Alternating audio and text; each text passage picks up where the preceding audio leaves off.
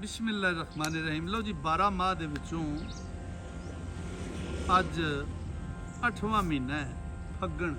ਹੀਰ ਦੇ ਵਿਆਹ ਨੂੰ 8 ਮਹੀਨੇ ਹੋ ਗਏ ਤੇ ਜਦੋਂ 8ਵਾਂ ਮਹੀਨਾ ਚੜਿਆ ਨਾ ਤੇ ਉਹ ਰੁੱਤ ਸੀ ਬਹਾਰ ਦੀ, ਫੁੱਲ ਫੁੱਲ ਖਿੜੇ ਪਰ ਮਨ ਦੀਆਂ ਬੂਟੀਆਂ ਮਨ ਦੇ ਫੁੱਲ ਨਾ ਖਿੜੇ। ਹੀਰ ਨੇ ਕਿਹੋ ਜਿਹੇ ਵਰਲਾਪ ਕੀਤੇ, ਮਨ ਦਾ ਫੁੱਲ ਨਹੀਂ ਖਿੜਿਆ। ਤੋਂ ਬਾਦਸ਼ਾਹ ਫਰਮਾਉਂਦੇ ਨੇ ਹੀਰ 8ਵੇਂ ਮਹੀਨੇ ਜਦੋਂ ਉਹਦੇ ਵਿਆਹ ਨੂੰ, ਧੱਕੇ ਦਾ ਵਿਆਹ ਸੀ ਜਿਹੜਾ, ਉਹਨੂੰ ਜਦੋਂ 8 ਮਹੀਨੇ ਹੋ ਗਏ ਤੇ ਹੀਰ ਨੇ ਕੀ ਵਰਲਾਪ ਕੀਤੇ। ਤੋਂ ਮੇਰੀ ਸਰਕਾਰ ਇਹਨੂੰ ਇਸ ਤਰ੍ਹਾਂ ਬਿਆਨ ਫਰਮਾਉਂਦੇ ਨੇ। ਅੱਜ ਮੈਂ ਸਜਣਾ ਦੀ ਨਜ਼ਰ ਕਰ ਰਿਹਾ ਮਾਹ ਫੱਗਣ।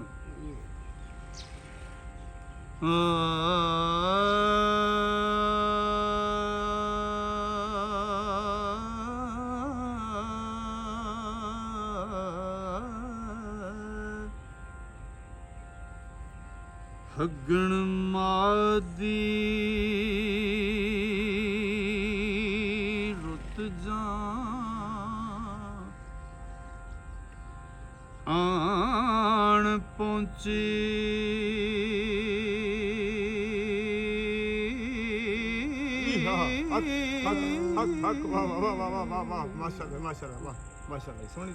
ਖਿੜੇ ਬਾਗ ਤੇ ਖੂਬ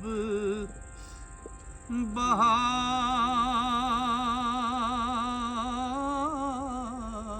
खूबसूरत ਹੋਈ।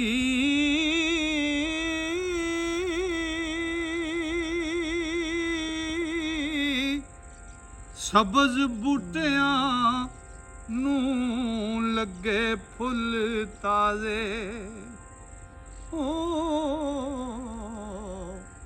ਤੇ ਹਰ ਹਰ ਬਾਗ ਦੇ ਵਿੱਚ ਗੁਲਜ਼ਾਰ ਹੋਈ।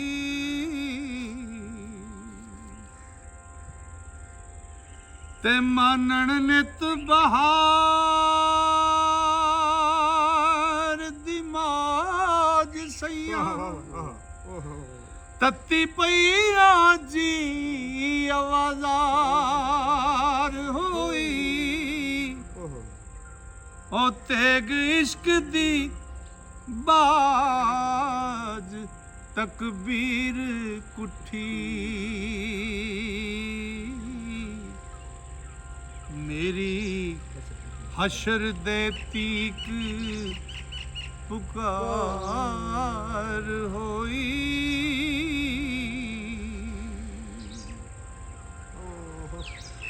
ਬੀਬੀ ਫਾਤਿਮਾ ਦੀ ਮਜਲਿਸ ਵਿੱਚ ਹੋਸਾ,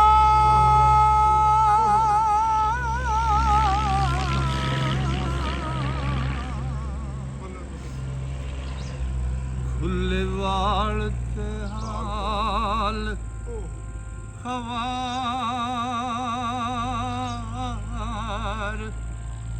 ਹੋਈ।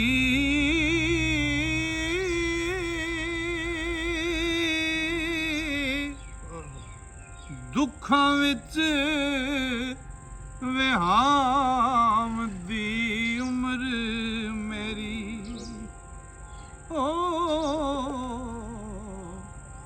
ਰਾਂਝੇ ਬਾਜ ਨਾ ਕਿਸੇ ਦਰਕਾਰ ਹੋਈ।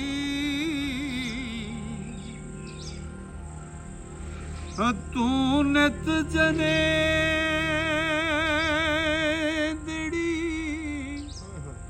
ਐ ਅੰਬੜੀਏ ਨੀ,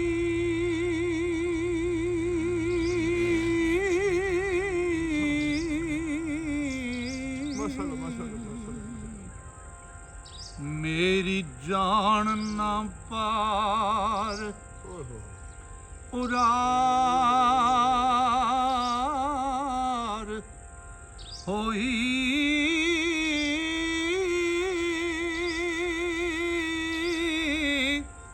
ਲੋਕ ਹੱਸਦੇ ਖੁਸ਼ੀ ਦੇ ਨਾਲ ਖੇਡਣ,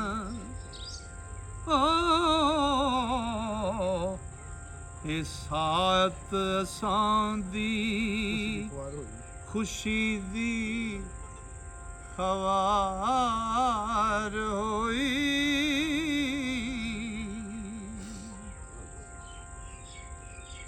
ਲੋਕ ਹੱਸਦੇ ਵਸਦੇ ਰਸ ਦੇ ਨੀ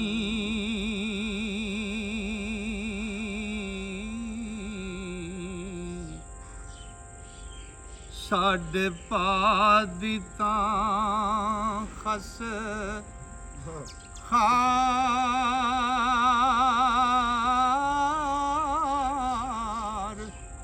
ਹੋਈ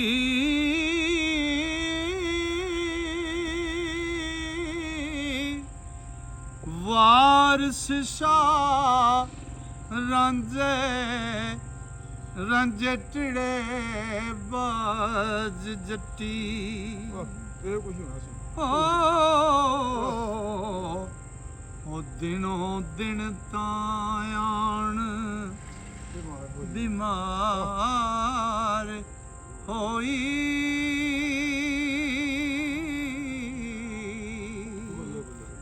ਬੋਲੋ ਜੀ ਅੱਜ ਦਾ ਇਹ ਮਹੀਨਾ ਮੁਕੰਮਲ ਹੋਇਆ ਇਨਸ਼ਾਅੱਲਾ ਰੱਬ ਸੋਹਣੇ ਮਿਹਰ ਕੀਤੀ ਤੇ ਅਗਲਾ ਮਹੀਨਾ ਲੈ ਕੇ ਅਗਲਾ ਵਰਲਾਪ ਈਦ ਦਾ ਲੈ ਕੇ ਫਿਰ ਤੁਹਾਡੀ ਕੱਲ ਨੂੰ ਖਿਦਮਤ 'ਚ ਹਾਜ਼ਰ ਹੋਵਾਂਗੇ। ਅਸਲਾਮ ਅਲੈਕੁਮ।